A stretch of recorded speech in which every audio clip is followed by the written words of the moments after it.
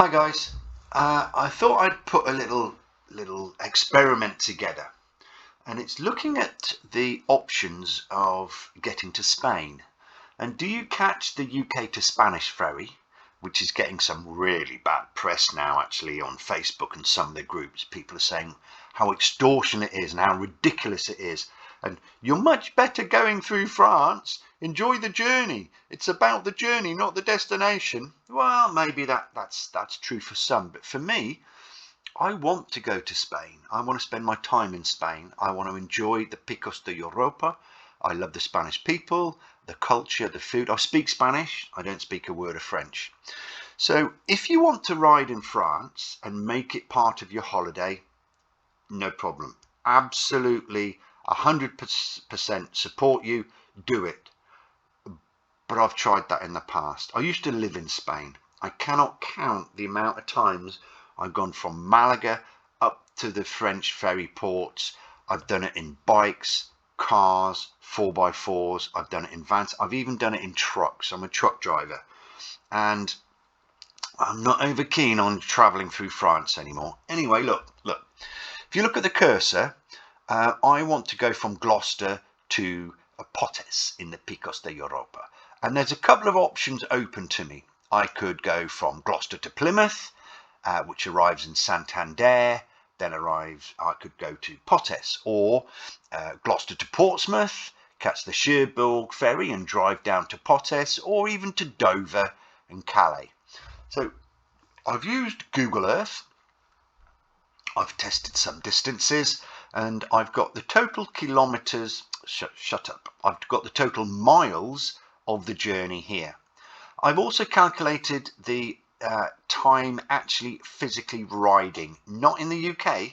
This is purely when you're abroad. So for example, from Calais to Potes is 14.5 hours purely saddle time. No stopping for fuel, wheeze, tea breaks, smoke breaks, rest breaks, or nothing. That is just banging on. Miles per gallon is my bike. Now, I know my bike gets 50.5 miles a gallon. I ride it loaded with 3 panniers. It's got tents on it, sleeping bags on it. You can adjust this. Of course you can adjust this. You may be on a Himalayan that gets 90 miles a gallon. Fine. So I've then calculated how many gallons I would use to do this distance at this economy, how many litres there are per gallon, and how many litres I'm going to use. The fuel, I've used a cost of £1.67 a litre. Of course, it might be more, it might be less. We've got the total cost of fuel for each of these journeys from Gloucester to Plymouth to Santander, or from Gloucester to Dover via Calais to Potes. We then have to calculate tolls in. Now what I've done here is I've used Google Earth to get the distances. I've used a website to calculate how much the tolls are, and I've also looked at the current exchange rate to try and get the most up-to-date information possible. So using these calculations, the total cost of fuel and tolls varies between 32 quid if you're going from Gloucester, Plymouth to Santander, to 211 quid if you're going from Gloucester to Dover via Calais. But you've then got to consider or factor in overnight stops. Your overnight accommodation, if you go to Santander or Bilbao, is included in the ferry. But if you're going to ride down and you've got 1,000 miles to do, you've got to factor in a couple of breaks, a couple of overnight stops. Let's assume the overnight stops are 50 quid a night. Then the total cost each way, then the total cost both ways, excluding your ferry.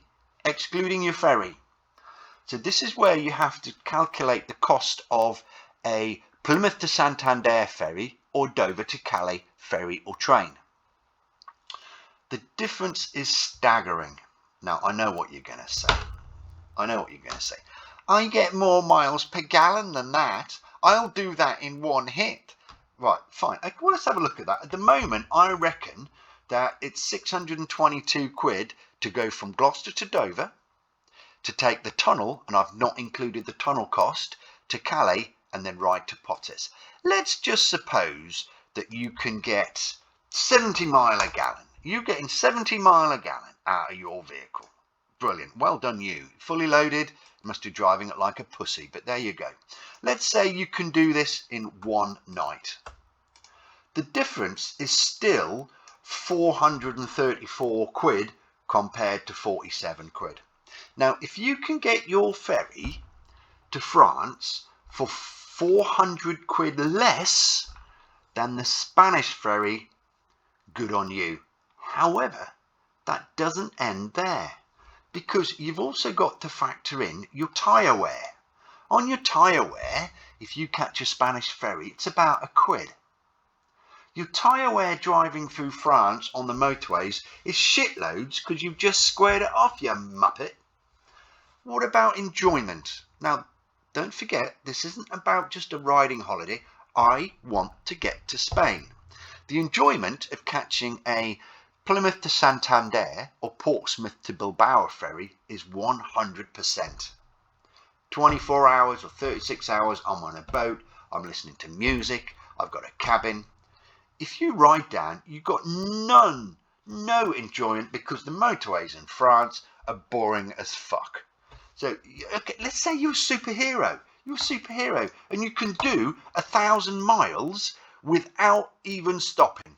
Great, good on you. It's still going to cost you 350 quid more. You reckon the difference?